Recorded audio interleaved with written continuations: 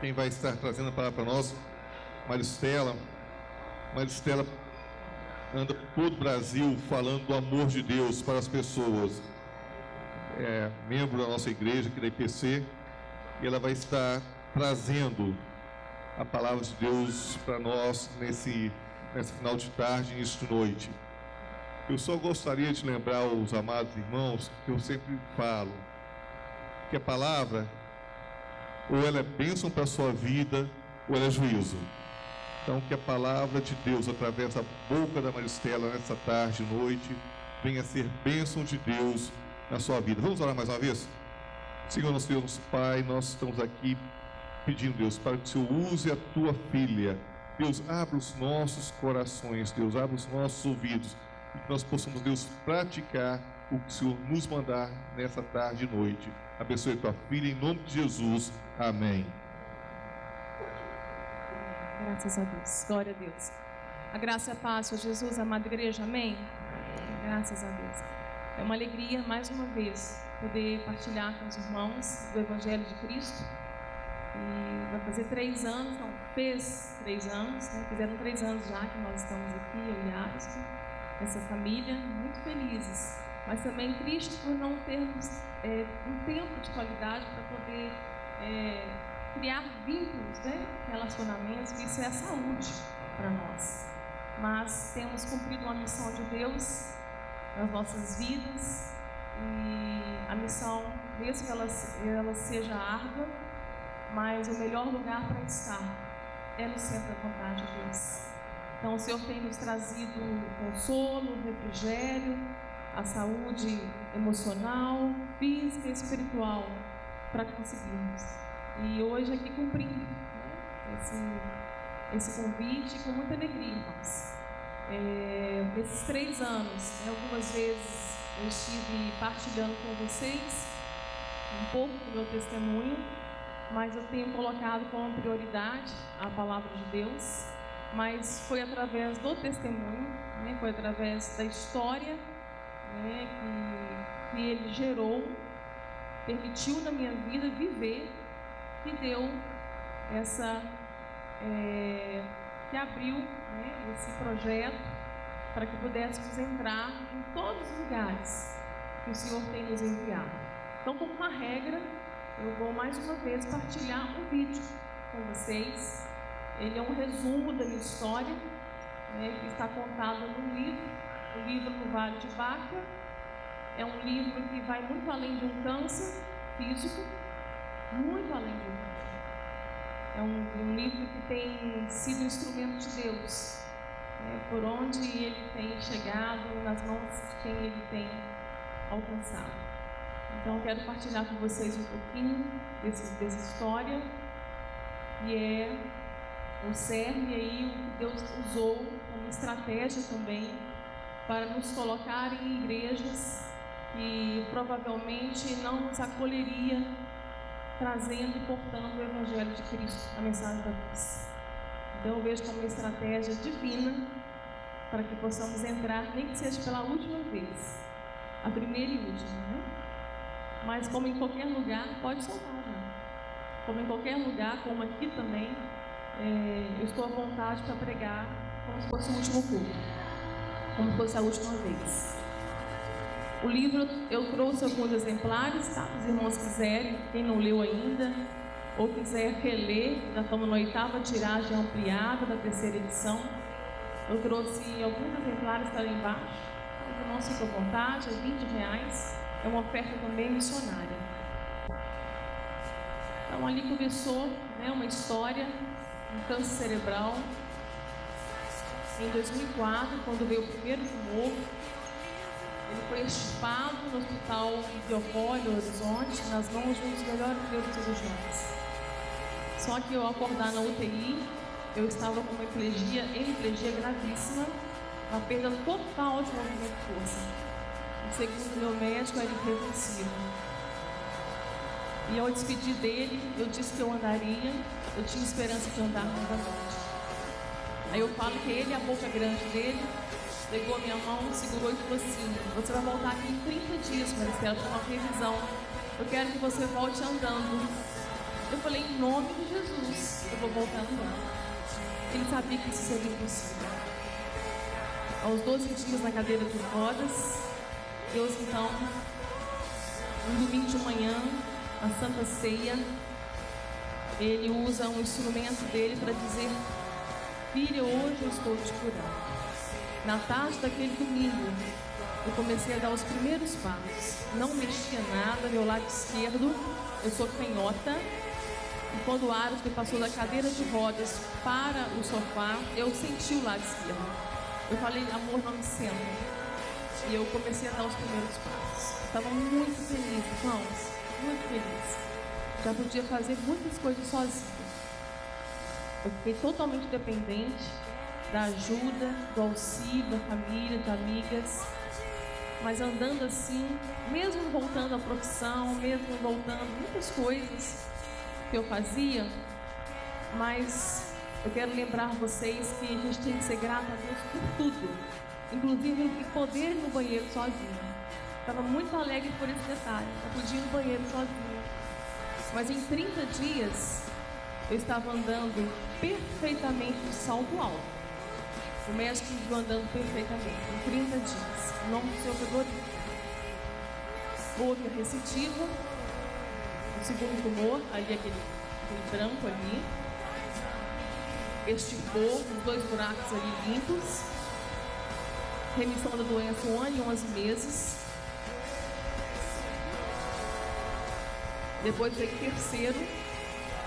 terceiro meu médico não teve como abrir a minha cabeça mais, me mandou para São Paulo, nas mãos também de um dos melhores neurocirurgiões, chefe da radiocirurgia, hospital da Beneficência Portuguesa, onde eu passei por 2 meses em tratamento nessa máquina.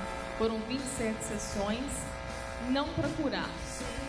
Nós já sabíamos que o tumor era incurável, é a mesma histologia do nosso irmão Brito, um prognóstico muito sombrio. Nós já sabíamos que não havia cura, a medicina não. Foi em São Paulo, o médico ele disse que mesmo cercando, o terceiro ia ficar. E eles me deram 2 anos. Eu faria a ressonância a cada 3 meses e todas as vezes que eu fizesse a ressonância, o terceiro estaria. Os 2 anos se passaram, 2010 e 2011, 2012, o meu médico em BH, doutor Jair, ele disse que eu estava curada, que não era possível mais eu estar viva se aquilo que estava na ressonância fosse um câncer. Então, provavelmente era uma necrose. Então, ele me deu a cura em 2012. Só que em 2015, nessas ressonâncias periódicas, era de 6 em 6 meses, 3 em 3, depois 6 em 6. O câncer teve uma atividade tumoral. Confundindo mais uma vez a medicina, no meu caso. E Deus mantém o câncer dormindo. Eu faço a ressonância todos os anos e o câncer está dormindo, gente, para a glória de Deus. Ele tem segurado a morte no meu cérebro. Há quase 15 anos nós temos vivido um dia de cada vez, aprendido a viver da fé. Nós temos aprendido o que é fé. E nessa missão de Deus, quando Ele nos convocou, nos chamou, nós temos a responsabilidade agora de entregar o que temos recebido. E o que norteia toda essa história é a palavra de Deus. É ela que cura, é ela que liberta, é ela que transforma, é ela que traz vida. E a fé vem através dela. É a fé que nos coloca de pé. Então nós temos aí percorrido longas jornadas, às vezes 2 semanas, 3 semanas longe de casa, em todo o Brasil, em todas as igrejas que abrem as portas, sejam reformadas, tradicionais, pentecostais, neopentecostais, qualquer segmento, até paróquias nós já fomos para a glória do Senhor Jesus. E meus irmãos, somos todos nascidos em Patinga, essa é a nossa família. Eu não veio minhas filhas crescerem. Eu pude ver a Luana fazer 15 anos, pude ver Luana casar aos 19. Sara tinha 3 aninhos, pude ver Sara fazer 18 anos esse ano, descer as águas do batismo, prestando vestibular para medicina, agora ela está agora em Belo Horizonte. É um sonho, são milagres diários. Poder ver isso são milagres diários. Mas isso aí é mais do que um milagre. Ver a herança da minha herança em vida é a recompensa para mim. Deus já me deu tudo. Essa é a Emanuela, o Deus conosco. Ela é a expressão de Deus, o amor de Deus na minha vida.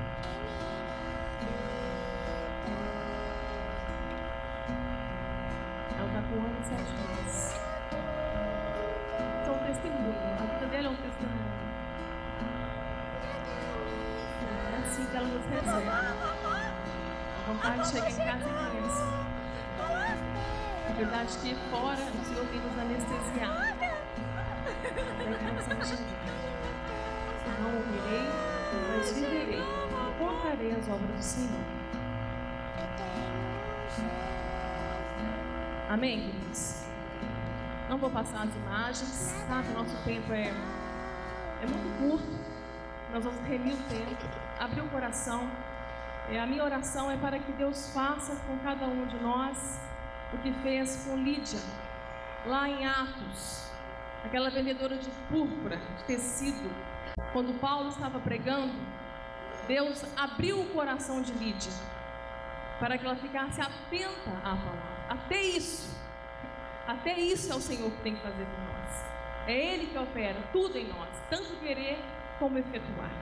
Então que nessa noite o Senhor possa abrir o seu coração, possa trazer luz às sombras, destruir as mentiras e fortalezas e conceitos que está na tua mente, para que possamos ter uma vida bem-aventurada. E essa vida bem-aventurada não consiste nos dogmas, em normas, nas regras, nas estratégias que adotamos, na estrutura que temos. A vida bem-aventurada não está nisso. A vida bem-aventurada está na palavra e no conhecimento que ela me leva de Deus na minha vida, de Deus como Pai na minha vida. E isso traz cura. E isso é ser feliz. E possamos estar satisfeitos em Deus. E isso só vai acontecer se o conhecermos. E o conhecimento de Deus, a fé que nos salva, a fé que nos faz perseverar, a fé que nos move para Deus, a fé que nos transforma, só vem do conhecimento. Então, fé não é acreditar, irmãos. Fé não é crer que Deus vai fazer, que Deus vai me dar. Não. Fé é quando eu me movo para Ele, para que a vontade dEle se cumpra na minha vida, para que o propósito dEle, a vocação, para que a nossa vocação se cumpra no centro da vontade de Deus. Aí sim, aí isso é cura. A cura que Deus tem para nós é muito mais profunda do que podemos imaginar, igreja. Vai muito além de um câncer físico, vai muito além de uma doença física. Tem um episódio de Jesus lá em Lucas 4, quando ele está curando, expulsando demônios. Aí ele chega na sogra de Pedro, cura a sogra de Pedro. E assim vem gente, vem multidão, trazendo enfermos e mais enfermos. E ele operava os milagres, ele expulsava os demônios, ele libertava os cativos. Isso eram sinais se cumprindo através da vida dele, daquilo que foi falado da boca dos profetas, para que todos soubessem que ele era o Cristo, o Filho de Deus. Aquilo eram sinais. Só que naquela madrugada, depois de tudo aquilo, todo aquele trabalho, aquele envolvimento, aquela obra que ele operou, ele saiu bem cedo, de madrugada, escondido, para orar. Ele queria orar. Aí os apóstolos, os discípulos foram atrás dele, falando: mestre, a multidão te procura. Quer dizer, mais enfermos, mais doentes, mais possessos. E ele fala algo revelador: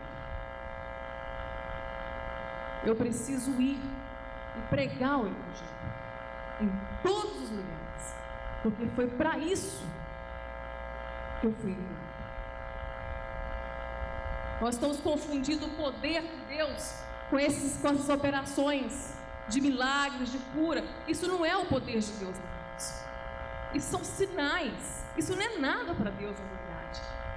E quando nós estamos em Cristo, quando nós estamos conhecendo e prosseguindo em conhecer a Cristo, obedecendo a sua palavra, a palavra de Deus fala que os sinais vão seguir os que creem. O poder de Deus não é isso. O poder de Deus é aquilo que Paulo escreve aos Romanos: eu não me envergonho do evangelho de Cristo, pois ele é o poder de Deus para a salvação de todo o que crê, primeiro dos judeus, depois dos gregos. Porque nele se descobre, é no evangelho que se descobre a justiça de Deus por nós em Cristo, e de fé em fé, porque está escrito que o justo viverá da fé.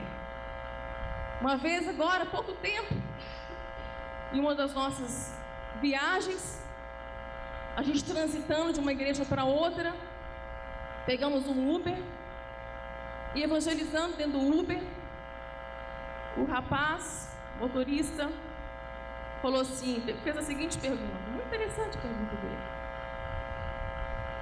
como que você lida com isso, minha irmã? Sabendo que Deus cura e Ele não te curar, e você ainda obedecendo e cumprindo o chamado dele. Como que você lida com isso? Eu falei, muito simples, meu irmão. Ele teve que me curar primeiro. Ele curou os piores cânceres que eu tinha. O câncer que eu tinha, a segurança na minha religiosidade, em saber que fazendo certo pelo certo, eu estava certo e agradando a Deus, da minha religiosidade. Ele curou a minha religiosidade. Ele curou a minha fé. A fé que eu tinha não era do Deus que já fez tudo por mim. A fé que eu tinha era uma crença infecunda, onde eu aprendi que eu tinha que agradar a Deus, agradar muito pelo meu fazer, pelo legalismo, pelo meu esforço, para que no final Ele viesse e me abençoasse com aquilo que eu queria, principalmente a cura. Então Ele me curou primeiro. Eu estou curado, meu irmão. O câncer está no meu cérebro, mas o meu cérebro não está no meu câncer mais. Há muito tempo, quando Ele me curou. Eu já entendi que a morte é só uma sombra. A morte passou por si. A morte esmagou o meu Jesus naquela cruz. Mas a morte dele venceu a morte. A morte morreu lá também. Então hoje eu vivo a eternidade. Meu tempo é eterno. Eu aprendi a viver. Eu aprendi a viver que se eu acordar aqui amanhã, Ele acorda comigo. Mas se eu não acordar aqui amanhã, eu acordo com Ele. É assim que vivemos. O justo vai viver pela fé. A fé é crer naquilo que não se vê, mas sabemos que já está pronto. Isso não se diz de coisas. Isso não está se referindo a bens materiais. Isso está se referindo a eu e você. Aquilo que nós não vemos em nós já está pronto em Deus. Porque quando Ele nos chama com um propósito só, de nos transformar. Ele te salvou, meu irmão, não é para agora você continuar se safando, vivendo uma vida de uma peregrinação espiritual, buscando a Deus só para se safar das suas lutas, dos seus problemas, das demandas da nossa vida, as tribulações, aflições. Não. O chamado de Deus para nós não foi para isso. Foi uma vez sendo salvos, agora somos transformados. Em que, Maristela? A imagem de Cristo Jesus. Este é o propósito de Deus, meu irmão.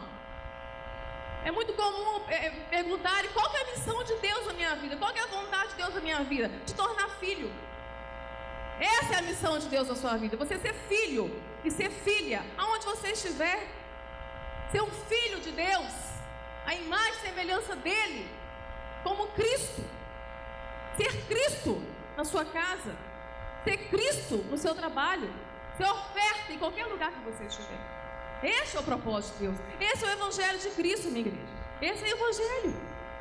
Esse é o Evangelho. Essa é a mensagem de Cristo. Essa é a centralidade. Eu fiquei muito feliz quando eu peguei o jornalzinho de hoje. Eu vejo estampado o texto devocional, a supremacia da palavra de Deus, com a autoria do Hernandes Dias Lopes. Fiquei muito feliz, porque é disso que Deus vai tratar com a gente nessa noite, e está tratando. Abre aí a sua palavra, em 2 Reis, o capítulo 22.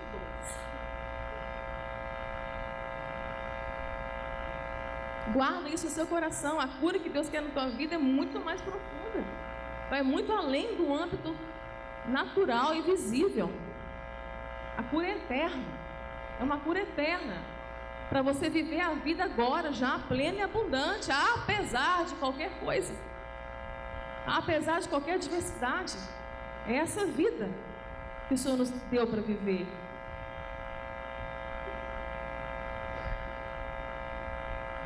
E Deus é tão maravilhoso, Ele é tão bom como cantamos aqui, que Ele deixou um espinho na minha carne, para me manter curada de mim mesmo, curada das minhas mazelas.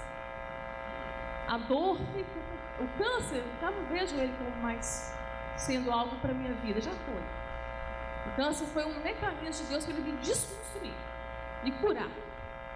Agora o câncer eu falo que é para a igreja, não é mais para mim.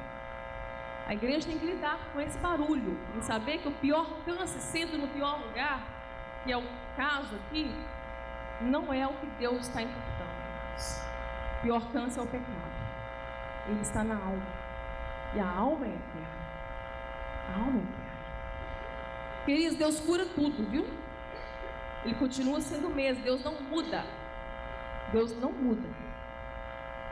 Mas ainda que Ele não remova uma doença física para algum propósito seu, Ele está aqui para curar a tua alma, curar a tua fé, libertar a sua mente. Você pode estar na igreja há 30, 40 anos, 10 anos, ou hoje, ou um ano, chegou ontem. Fortalezas, sofisma, alguma coisa que aprendemos errado, conceitos, vai nos impedir de conhecer Deus. Então Ele está aqui para curar isso, para que libertos nós possamos conhecer a Deus e assim sermos transformados. É o conhecimento de Deus que nos livra de pecar, que nos livra das nossas misérias. Tem muito, a palavra é tudo. A palavra é Jesus. Ela é água que limpa. Então o câncer fica aí para a igreja já refletir sobre isso. Quais os cânceres que Deus tem que curar na sua vida? Ele está aqui, Ele é o Deus da cura. Ele é o Deus de cura. Entendendo isso, compreendendo isso, você já vive uma vida plena com Ele. E uma doença física, para Ele não é nada, não é nada. Se Ele quiser curar, Ele cura. Se houver propósito, Ele cura. Amém? Não vamos nos apegar nisso, não. Isso são sinais. A gente não para numa placa de sinal que está indicando que o hospital Massucunha é lá na frente. Você não vai consultar na placa. A placa só está indicando que o Massucunha é lá na frente. É só um sinal. Siga em frente. Chegue até Cristo. Ele é o médico. Ele é o médico. Não pare no sinal. 2 Reis 22. Tinha Josias 8 anos de idade quando começou a reinar. E reinou 31 anos em Jerusalém. E era o nome de sua mãe Gedida, filha de Adaías de Boscate. E fez o que era reto aos olhos do Senhor. E andou em todo o caminho de Davi, seu pai, e não se apartou dele nem para a direita, nem para a esquerda.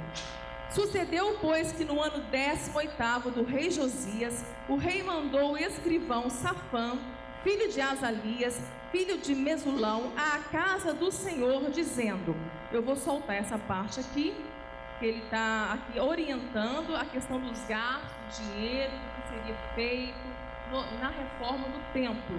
Nós vamos para o versículo 8. Então disse o sumo sacerdote Ilquias ao escrivão Safã: achei o livro da lei na casa do Senhor. Ilquias deu o livro a Safã e ele o leu. Então o escrivão Safã veio ao rei e referiu ao rei a resposta e disse: teus servos ajuntaram o dinheiro que se achou na casa e o entregaram na mão dos que têm o cargo da obra, que estão encarregados da casa do Senhor. Também Safã, o escrivão, fez saber ao rei, dizendo: o sacerdote Ilquias me deu um livro. E Safã leu diante do rei. Sucedeu, pois, que, ouvindo o rei as palavras do livro da lei, rasgou as suas vestes.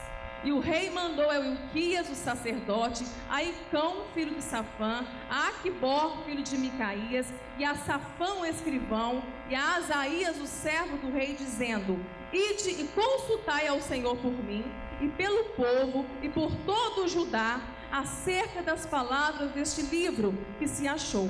Porque grande é o furor do Senhor, que se acendeu contra nós, porquanto nossos pais não deram ouvidos às palavras deste livro, para fazerem conforme tudo quanto de nós está escrito. Então ele foi até Ruda, a profetisa, e ela dá o seguinte recado: assim diz o Senhor, verso 16: eis que trarei mal sobre este lugar e sobre os seus moradores, a saber, todas as palavras do livro que leu o rei de Judá. Porquanto me deixaram e queimaram incenso a outros deuses, para me provocarem a ira por todas as obras das suas mãos. O meu furor se acendeu contra este lugar e não se apagará. Porém ao rei de Judá, que vos enviou a consultar ao Senhor, assim lhe direis: assim diz o Senhor, o Deus de Israel, acerca dessas palavras que ouviste, porquanto teu coração te esterneceu e te humilhaste perante o Senhor, quando ouviste o que falei contra este lugar e contra os seus moradores, que seriam para assolação, para a maldição, e rasgaste as tuas vestes e choraste perante mim. Também eu te ouvi, diz o Senhor, pelo que eis que eu te ajuntarei a teus pais, e tu serás ajuntado em paz à tua sepultura, e os teus olhos não verão todo o mal que hei de trazer sobre este lugar. Então tornaram a trazer o rei a resposta. Irmão, só para a gente contextualizar aqui, Josias, ele foi filho de Amon, neto de Manassés e bisneto de Ezequias, o rei Ezequias, e também foi reto aos olhos do Senhor, e fez o que era bom aos olhos do Senhor.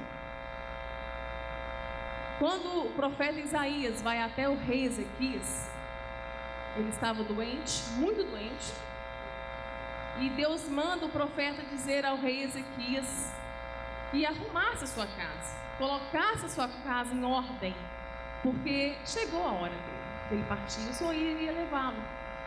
Só que ele virou para o outro lado e chorou, e falou do Senhor, quanto ele foi fiel, quanto ele foi reto aos olhos do Senhor. Aí Isaías volta, indo do palácio ainda, ele já volta e fala para ele que ele teria 15 anos. Só quero abrir um parênteses aqui. Hoje, a parte mais difícil da minha vida foi compreender a soberania de Deus. Porque a gente tem na nossa natureza perversa querer controlar Deus. Essa essência dentro de nós, da autonomia, do controle da nossa vida. É a última coisa que nós entregamos. A parte mais difícil de entregar a Deus é a nossa autonomia da vida. De querer ter o controle de tudo. De querer fazer tudo e dar para Deus assinar embaixo. Como se Ele fosse aprovar tudo, os meus sonhos, os meus projetos, as minhas vontades, as minhas necessidades. Então a parte mais difícil foi compreender a soberania de Deus. Eu creio que quando a gente consegue chegar a esse termo de compreender e aceitar todo o domínio de Deus sobre a nossa vida, quando nós dissemos: venha a nós o teu reino, venha a mim o teu reino, é o seu reinado, é o seu domínio, é o seu governo. Então eu creio que quando a gente chega nesse termo, nessa plenitude de consciência, que nada que você tem é seu e nem o ar que você respira, que aquele que é nascido de Deus é como um vento que sopra, não sabe para onde vai nem para onde vem, eu creio que é aí que a gente morre. É aí que o grão de trigo cai na terra e dá fruto. Quando agora a minha vida não importa mais, agora importa é o outro. Agora eu me torno com a mente de Cristo e não mais vivo eu, Cristo vive em mim, agora eu me importo com o outro. É que o outro alcança, é que o outro veja Deus na minha vida. Como que o outro vê Deus na minha vida? Através da minha santificação. Porque sem santificação, ninguém verá Deus. Não está falando de você ver Deus, é do outro ver Deus na sua vida. Então, quando a gente entende isso, descansa. Aí eu leio essa parte de Ezequias, isso me traz um desconforto.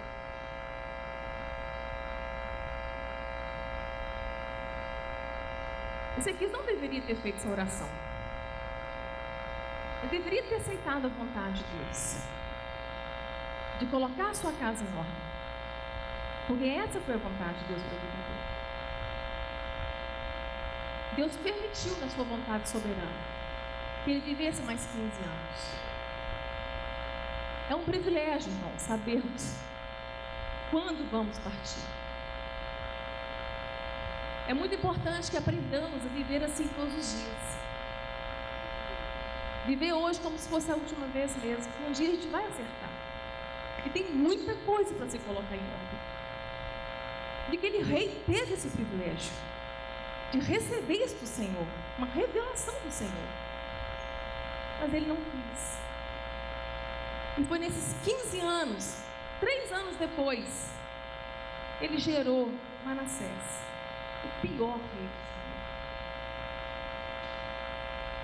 Senhor. Um monstro, podemos dizer assim. Manassés subiu ao trono aos 12 anos de idade e fez tudo que era mal aos olhos do Senhor.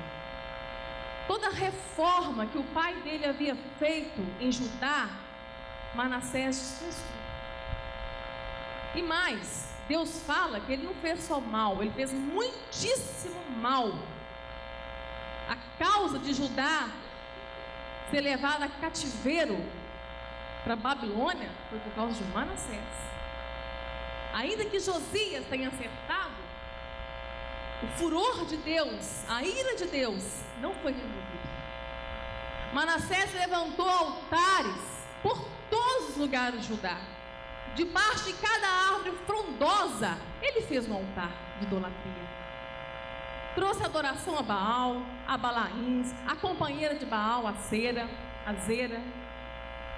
Dentro do templo, ele profanou o templo. Ele colocou casas lá dentro para prostitutos cultuais. Havia prostituição. Prostitutos cultuais moravam no templo. E havia mulheres que teciam casinhas para colocar o ídolo, esse porte de ídolo, está falando a palavra. Alguns estudiosos falam que Manassés chegou ao ponto, poderia ter chegado ao ponto de ter construído, ele colocou um poste ídolo dentro do templo. Alguns estudiosos pensam que seja um órgão masculino, um órgão sexual masculino, lá dentro do templo, para vocês terem noção aonde chegou a profanação desse rei. E ele adorou todo o exército do céu. Ele fez feitiçaria, ele mexeu com adivinhação, médiuns para consultar espíritos mortos, tudo que vocês imaginarem de feitiçaria, de ocultismo, de magia, esse rei trouxe para ajudar. Havia no vale de Inom, a Bíblia vai dizer, uma estátua chamada de Moloque, um deus de bronze. Esse deus de bronze, eles colocavam fogo para que ele ficava com as mãos assim, ó. Quem já fez, quem visitou aí essa parte, viu? Algumas pessoas tiveram essa oportunidade de conhecer, ela existe. Ele tem as mãos abertas, quando ela aquece, colocam crianças recém-nascidas ali. como oferta em sacrifício, no som dos tambores, bem alto, para que os pais não ouvissem a agonia daqueles bebês enquanto morriam. Manassés sacrificou os seus filhos nas mãos de Moloque. Deus se irou. Ele foi levado pelos assírios com ganchos e correntes. E preso, ele se arrependeu de tudo que ele tinha feito, mas o estrago foi grande. Depois dele veio seu filho, aos 22 anos, Amon. E ainda consegue agravar mais ainda tudo que o pai havia feito. Só que ele é assassinado. Reinou por 2 anos. Onde chega Josias, a história de Josias. Josias, já com 26 anos, 18 anos de reinado, ele resolve então reformar o templo. Havia tudo isso no templo, mas eles eram escravos da própria ignorância. Até que aqui que nós lemos aqui, o escrivão, o sacerdote acha o livro, achei um livro. Eles acharam a palavra de Deus dentro do templo, dentro da casa de Deus, perdida lá dentro, escondida talvez. Quem eram profetas? Quem eram os profetas desse tempo? Jeremias e Sofonias. Jeremias sofre amargamente o período dele como profeta, nesse contexto que Judá está.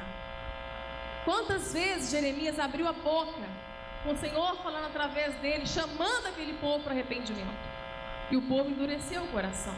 Em Jeremias 8, nós podemos ler lá, ele dizendo: como pois dizeis, nós somos 8:8, como pois dizer, nós somos sábios e a lei do Senhor está conosco? Eis que em vão tem trabalhado a falsa pena dos escribas.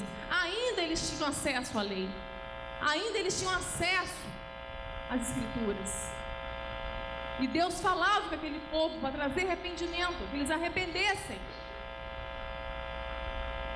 Nesse mesmo capítulo, verso 11, Deus vai dizer: estão curando a ferida do meu povo, dizendo que há paz, quando não há paz. Estão curando levianamente a ferida do meu povo. Haviam aqui denúncias seríssimas. Um povo que estava satisfeito, tinha templo, tinha Bíblia, estavam vivendo como se Deus estivesse de acordo com todo o pecado deles, como se Deus não se importasse com a idolatria. Mas idolatria é uma coisa tão séria no nosso meio, que qualquer coisa tem potencial para ser um ídolo do nosso coração. Qualquer coisa pode substituir Deus na nossa vida. Nós estamos vendo as pessoas subjugando na sua religiosidade, buscando de Deus coisas, bênçãos, prosperidade material, e buscando tantas coisas, que eles têm criado seus próprios deuses. Porque é isso que igrejas pseudo-evangélicas têm feito. Jesus lá no monte, dando lá o sermão, princípios ali fundamentais para a nossa vida, ele dizendo: olhai para os lírios, para os passarinhos, o meu Pai cuida deles, Ele vai cuidar de vocês também.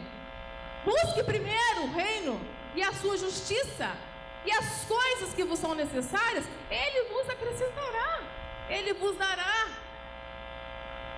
Não se preocupe com o dia de amanhã. O dia de amanhã trará o seu mal. Pode ficar tranquilo, o mal de amanhã está garantido. Vença o mal de hoje. Se especialize em vencer os dias maus. É assim que nós crescemos. É assim que a nossa fé amadurece. Quando lidamos com as adversidades, sabendo que Deus já providenciou o recurso, sabendo que Deus já nos deu a vitória. Nós só precisamos viver os processos. Faz parte do nosso crescimento, faz parte da maturidade da nossa fé. Mas não, Jesus dá um alerta: não façam como os pagãos fazem com os seus deuses. O que os pagãos fazem? Precisam de cura, vai cultuar o Deus da cura. 1 mês, 7 semanas. Precisam de um milagre, seja qual for a área, vai cultuar o Deus dessa área. Precisa de chuva, vai cultuar o Deus da chuva. Precisa da prosperidade, vai cultuar o Deus do dinheiro. É assim que eles têm sido ensinados. O que muitos têm chamado de culto das igrejas evangélicas, amados, Deus tem chamado de idolatria. Nós estamos fazendo como pagãos. Se nós não conhecermos quem Deus é na nossa vida, nós teremos ídolos no nosso coração, porque temos colocado expectativas em Deus. Deus não vai suprir as nossas expectativas. Ele não te trouxe aqui para resolver os seus problemas. Deus não vai mudar as suas situações. Não adianta mudar situações. O propósito de Deus é transformar-nos, transformar as nossas mentes. Assim as situações são transformadas. Assim tudo vai ser transformado. Porque não adianta Ele te dar o que você quer sem transformar a sua consciência. Porque problemas continuam, queridos. Lutas continuarão, problemas virão. Deus é Pai, e Ele sabe ser Pai. Ele sabe como conduzir seus filhos, andar com eles no vale da sombra da morte. Ele quer nos ensinar a viver o que o rei Davi, no Salmo 23, ensinou: o Senhor é o meu pastor e nada me faltará. Mas nós somos tão humanistas, nossa fé é tão hedonista, nós temos movido tanto a nossa fé para que Deus satisfaça os nossos apetites, as nossas vontades, que eu logo pego esse texto e falo: não vai faltar nada do que eu quero mesmo. Não, amados. Deus está fazendo, está transformando pessoas em filhos, em filhas inteiros, plenos, seguros, contentes, satisfeitos. Mas como que Ele faz isso? É não deixando faltar nada. Não vai faltar alegria, não vai faltar tristeza, não vai faltar saúde, não vai faltar doença, não vai faltar fartura, também não vai faltar escassez, não vai faltar nada. Até que possamos chegar como Paulo e dizer: estou contente, eu aprendi a plenitude da vida, eu aprendi o que é felicidade, estou inteiro, estou contente, eu sou contente, porque eu sei passar por necessidade, eu sei ter abundância, eu fui instruído de todas as maneiras, de todas as formas eu aprendi, tanto a ter fartura quanto a ter escassez, quanto a padecer necessidade, quanto a ter abundância, porque eu posso todas as coisas naquele que me fortalece. Deus está formando um filho em você. Dói, não é muito. Crescer dói, amadurecer dói. São desconstruções que o Pai faz em nós. Estão curando a ferida do meu povo. Meu Deus, quantas mensagens de autoajuda, quantas mensagens que nós abraçamos de tão bom gosto, bom grado, e vem ao encontro daquilo que queremos ouvir, né? Se tem uma coisa que nós sabemos fazer muito bem feita, amados, é afastar de Deus, é não querer Deus, é não querer as coisas de Deus. Foi Deus que nos reconciliou, a gente não ia querer ser reconciliado, jamais. Por isso que partiu de Deus, partiu de Deus salvar, partiu de Deus nos amar, porque isso não vai partir de nós, porque a nossa natureza está dentro de nós. Ela não morreu. Nós não estamos mais debaixo da servidão do pecado, estamos livres. Nós não precisamos pecar mais. Estamos libertos. Estamos livres. Livres em Cristo, na liberdade que Ele nos deu. Nós não precisamos mais pecar. O pecado não nos domina mais. Não nos domina mais.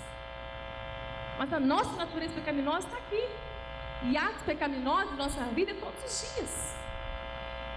Mas que isso não seja deliberadamente, que seja acidentalmente, e que venha logo o arrependimento, que me faça confessar e deixar o pecado, porque a mesma graça que nos salva é a mesma graça que nos santifica. Então não confundem graça com liberdade de pecar, porque se eu fizer isso, eu não conheci o Evangelho, a graça não me alcançou, que a graça que salva é a graça que santifica, e pela fé, mediante a fé, de fé em fé, nós somos transformados, até termos a imagem de Cristo em nós. Lutero, quando ele foi descer as águas do batismo, ele fala que pensou que a natureza pecaminosa dele ia ficar lá, ia morrer afogada. Na hora que ele batizasse, e muita gente faz isso, né? Coloca a fé todinha no batismo, né? Acha que descer nas águas, sai tudo novo, né? Aí ele pensou que isso ia acontecer com ele, que a luta dele diária, a guerra dele interna, ia ficar lá. Mas na hora que ele saiu, passou alguns dias, ele descobriu que o infeliz sabia nadar. A natureza está aqui, gente. Vamos ter que saber lidar com ela. Mas nós não somos escravos mais. Não somos escravos mais. Mas essa natureza, ela fomenta tudo que vai ao encontro dela. Tudo que vai saciar, que vai afagar, que vai ao encontro desses desejos que nós temos, que são carnais. Então, mensagens, músicas, tudo que vai mexer com o nosso, vai fazer a gente sentir bem, alegre, feliz, é o que nós queremos. Mas o Evangelho não é para te deixar feliz. O Evangelho não é para deixar você confortável nessa cadeira mais. O Evangelho é para ferir a nossa consciência. O Evangelho é para nos trazer arrependimento. É para transformar a nossa vida. Isso dói.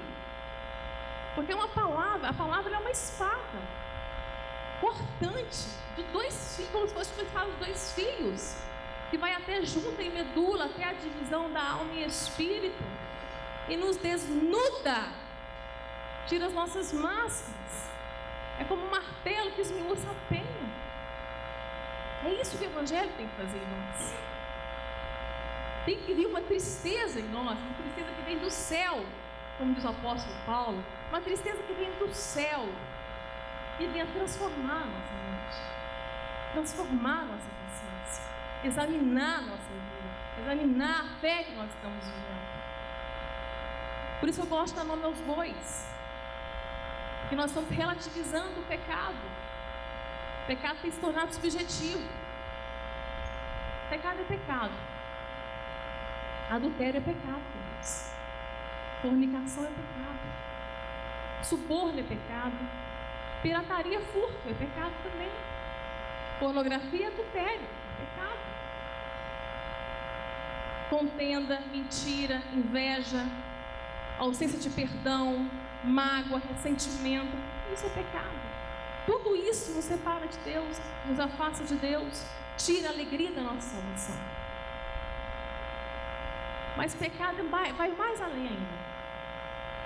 Porque o religioso, ele se sente muito confortável. Eu não sou adulto, eu não mato, eu faço tudo certinho, né? Como jovem rico, né? Então o religioso, ele gosta da zona de conforto dele. Então, para que a religiosidade seja curada, também que ela é maligna, ela é um câncer, ela nos dá a doce-ilusão de sermos salvos, e estarmos agradando a Deus com o nosso serviço. Qualquer coisa que eu faça fora do centro da vontade de Deus é pecado. Ainda que seja bonito, plausível, honesto, se está fora do propósito de Deus, do centro da vontade de Deus, é pecado. E muito além disso, o que nos faz pecar é a falta do conhecimento que eu tenho de Deus nessa área da minha vida que me faz pecar.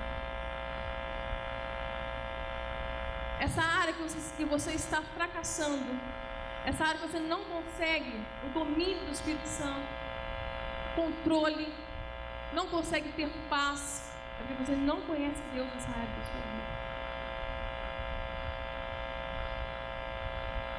E só a palavra de Deus que pode nos libertar disso. Que possamos voltar para o Evangelho da cruz, porque é Ele que nos limpa, é Ele que nos lava. O livro estava perdido ou escondido dentro da casa de Deus. Dentro da casa de Deus. Quando Josias, provavelmente esse livro seja Deuteronômio, provavelmente seja, porque foi lido a parte da aliança, a bênção da aliança e a maldição sobre a ruptura dela com Deus. Foi o que fez Josias rasgar as suas vestes. Josias rasgou as suas vestes. Quando ele ouviu a palavra pela primeira vez, uma vez só, foi o suficiente para trazer arrependimento para a vida dele. E ele desfez toda a imundícia, toda a sujeira, toda a nojeira que havia em Judá, que foi até o reino do norte. Manassés conseguiu também contaminar até o reino do norte, até Samaria. E Josias foi limpando tudo. Limpando tudo. Então isso nos dá um segredo, isso nos traz uma revelação. Nós temos muitas vezes expulsado o mal da nossa vida, colocado os demônios da porta para fora, mas vivemos da porta para dentro uma vida de muito ressentimento, de muita amargura, de muita mágoa, sem arrependimento. Quando nós tiramos o mal, é fazer o que Josias fez, é colocar o bem no lugar. A palavra de Deus nos ensina isso. Isso é uma arma para nós. É maravilhoso quando nós vamos lá na carta aos Efésios, Paulo escrevendo aos Efésios, é como se fosse trocar de roupa. Despojai-vos do velho homem e revistai-vos do novo homem. Ou seja, eu tiro uma roupa de pecado que tem que ser tirado da minha vida, que tem que ser rompido da minha vida, aquilo que eu estou fazendo não agrada a Deus, que não está na vontade de Deus para a minha vida. Eu tenho que romper com isso, me arrepender, deixar esse pecado, mas colocar o bem no lugar. E em Efésios capítulo 4 vai entrar nesse viés muito interessante, como no vestir, no trocar de roupa. Eu troco de roupa. Então aquele que mentia, não mente mais. Aquele que roubava, não rouba mais. Antes trabalhe, para que tenha com o quê? Sustentar com as suas próprias mãos até os necessitados. Então no lugar da ira, da cólera, da contenda, de tudo, né, das obras da carne, o fruto do Espírito Santo. Paulo também escreve aos Romanos: não se deixe vencer do mal, mas vença o mal com o bem. Vença o mal com o bem. É assim que nós vamos conseguir, amados, viver uma vida em santidade, em obediência, agradando a Deus, buscando conhecer Deus na sua palavra, pela palavra.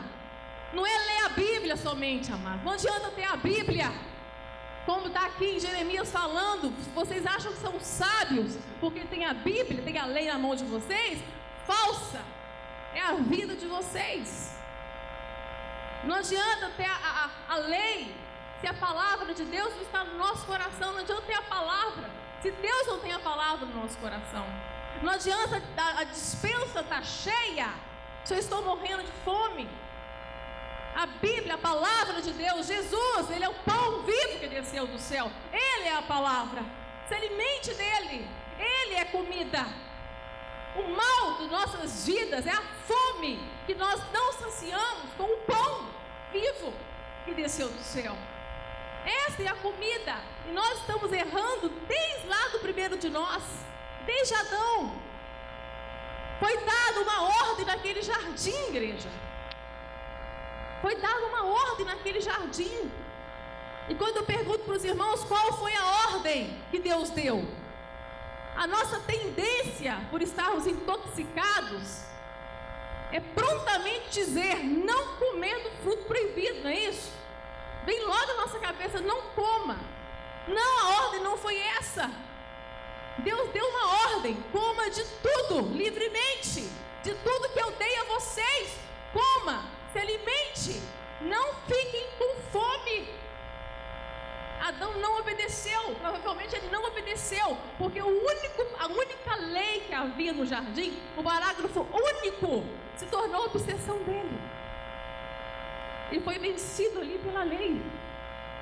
E se ele tivesse alimentado de tudo que Deus ordenou para ele, como diz Provérbios 27, a alma satisfeita, a alma saciada, até o favo de mel ela pisa.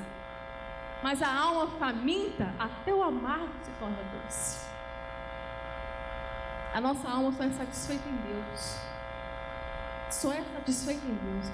Eu só serei satisfeito quando Cristo for suficiente para a minha vida. Quando eu me alimentar dessa palavra.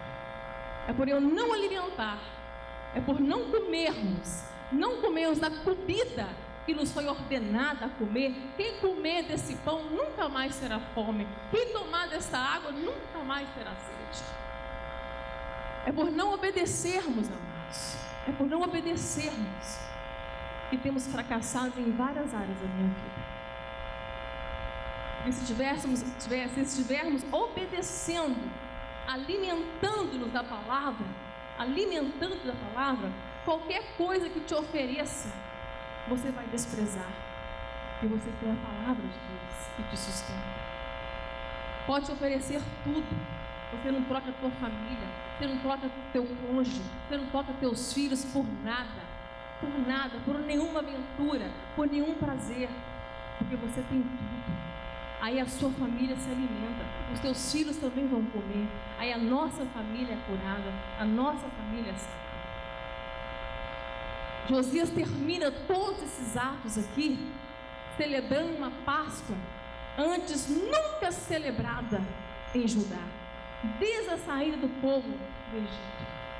Ele mata o cordeiro, o sangue foi derramado, os pecados e as transgressões daquele povo estavam perdoados, o cordeiro estava posto. Foi o que Jesus fez por nós. Não há pecado tão negro, não há pecado tão comum a carmesim, que Deus não possa tornar branco como a neve. O Senhor só nos quer arrependimento, só quer o arrependimento. Nós sabemos que se Deus é por nós, quem será contra nós? Mas se Deus for contra nós, e tem uma coisa que faz Deus ser contra nós, não é o pecado, é o pecador não confesso, é o pecador não arrependido, é o pecado oculto.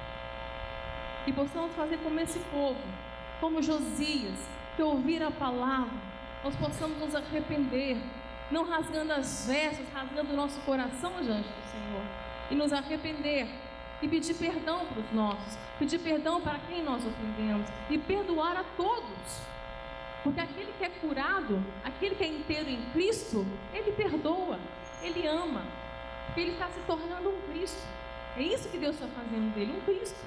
Cristo é oferta. Cristo é oferta para este mundo. Jesus só foi o nosso Salvador porque ele não salvou a si mesmo. Ele só foi o nosso Salvador porque ele se tornou Cristo. A ordem é: toma a cruz também e me siga. Faça o mesmo que Cristo. Deus nos deu autoridade para isso, para amar, para perdoar e para viver uma vida como Cristo viveu. Esse é o propósito de Deus para a sua vida. Essa é a missão de Deus na sua vida. Aonde você estiver, é ser um filho, agir como um filho, portar como um filho, em qualquer lugar que você estiver. Que essa palavra possa trazer cura, e que possamos colocar o cordeiro na nossa mesa o mais rápido possível, e o sangue sobre as nossas vidas.